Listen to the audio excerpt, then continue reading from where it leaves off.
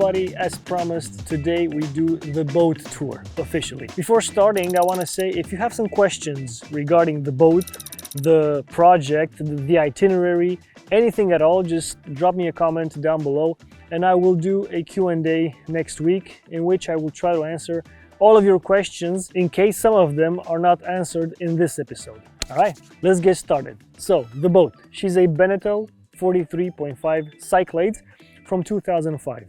For those who don't know, Beneteau is the largest manufacturer of boats in the world. It's the Volkswagen of boats.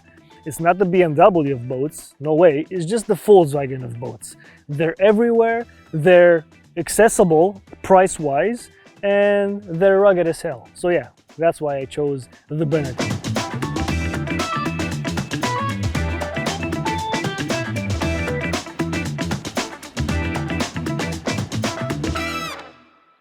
So we start with the keel. This is one of the most important parts of the boat for two reasons.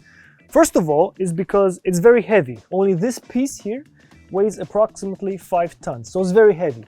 And it has two roles on a boat. First of all is to pull the boat down because it's very, very heavy. It's very hard to overturn the boat because the center of gravity is below the waterline. So it's extremely hard to turn over. And the second role it has is to keep the boat straight. When wind blows from sideways, for example, if the boat didn't have a keel, the boat would move sideways. But the keel keeps it straight. So these are the two roles the keel serves. It's a very, very important component of a boat, especially a sailing yacht. All right, we start with the front of the boat. This is a bow thruster. Not all boats have a bow thruster. It's basically a medium-sized propeller which actually pushes the water and moves the nose of the boat left or right. It's very handy when you try to maneuver in tight spaces like a marina or anywhere else. Basically, a boat steers with its rear side, right? So if you like drifting, your rear-wheel drive car on the snow, you'll feel right at home driving a sailboat because only the rear steers. So basically, the front of the boat stays still. So you need a bow thruster to move the front of the boat in order for it to be more maneuverable. Not all of them have it. This one has it.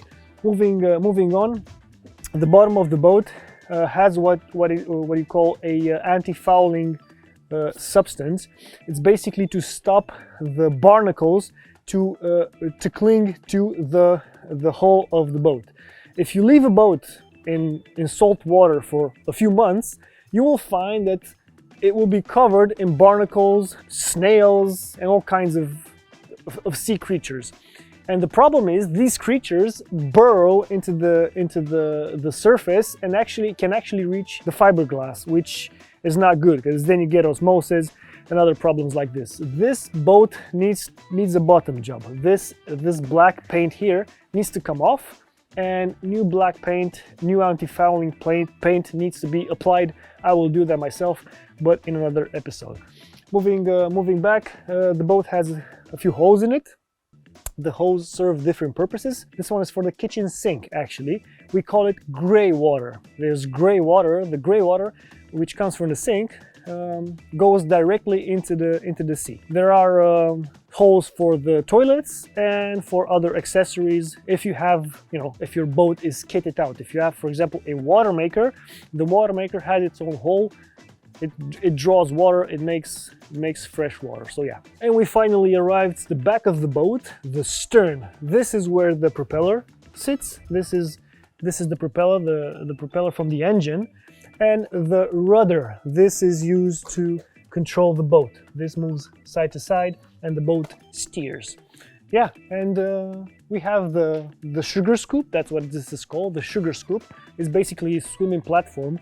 All modern boats have a sugar scoop or a swimming platform. Older boats do not have. Older boats just have like plain fiberglass or a ladder bolted to the stern. But yeah, this one has a sugar scoop. Is more island hopping oriented. And of course the swimming ladder, not this one, this little one is the swimming ladder. When you park your boat into a blue water lagoon, you drop the swimming ladder and you swim. You swim with the dolphins, with the fishes, with the sharks if you want. All right, welcome to the cockpit. As you can see, it's pretty spacious. It's not that tiny. I actually fit perfectly. We have the helm here. It's basically the steering wheel of the boat. Momentarily, they're covered with these covers in order for them not to degrade from the UV light from the sun. This is a table. It's a folding table. It folds, and you can have a dinner here, breakfast, whatever. It's actually pretty cool. There are some instruments here. There's a chart plotter here. We have the wind indicator here. We have the depth sounder here. There's a compass for every side. You can drive this boat from both sides. Both sides has a compass, and of course the Rhine Marine autopilot, and the bow thruster and the controls for the anchor, and obviously the controls for the engine and so forth. Under these seats here, there's space to deposit stuff. I have, for example, snorkeling gear from the previous owner, diesel tanks, emergency equipment, etc. in this one. And in the other one, there are spare sails. I actually have spare sails on this boat, ropes, and what have you. So yeah, it's pretty spacious. I mean, there's a lot of space to put stuff. 2 solar panels above me. This is a bimini, that's what it's called. It's basically a piece of material. You put it over these stainless steel bars, and it shades you from the sun. You need that when it's very hot outside. Obviously the winches, I have 4 winches, and one of them is electric. The winches, you use them to maneuver the boat. You wrap the rope around it, and you basically pull the rope in order for you to set the sails. This is where you will sit most of the time with friends, with family, have a dinner, have a cocktail, you know, shoot the breeze, talk stuff out. It's yeah. I do have some cushions for the cockpit, and this teak wood is pretty old. I will need to address this. I will need to give it a good shine and yeah, take care of it. This is basically the place where you enter the boat, but we're not going to enter the boat just yet. It has 3 rooms, 3 bathrooms, kitchen, everything you need. All right, but first let's finish with the outside. Basically, you can step all over the boat, minus obviously on the windows, because you're going to break them because they're fiberglass.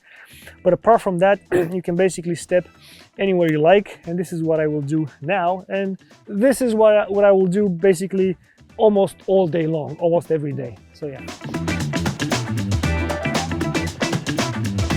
This one's called the boom pole. It's actually the main sail of the boat. It's pretty large. I mean, it's pretty big by both standards.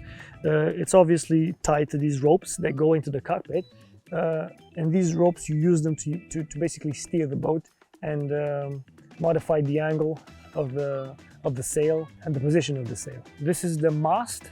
It's aluminium. They're all aluminium or aluminum. I don't know. Aluminium. Let's just say aluminium. It's actually quite tall. This is the place where the Genoa sits. The Genoa basically is the second sail. You tie it to this pole here, and it goes all the way up on top of the mast. So this boat basically has 2 sails, and all the sails you control through these ropes here, which go to the cockpit. So from the cockpit, you control everything: the set of the sail, the angle, the surface of the sail. You can reef up, you can reef down. So yeah, basically this is where the crew stays and where the crew operates. This is where the crew works. This right here is a vent, is an air vent. When the boat is sailing, the air comes in and it goes into the boat. Right now the temperature is pretty cool outside, but when I'll go to the Caribbean or the equator, it's gonna be quite hot. So yeah, this is gonna be handy.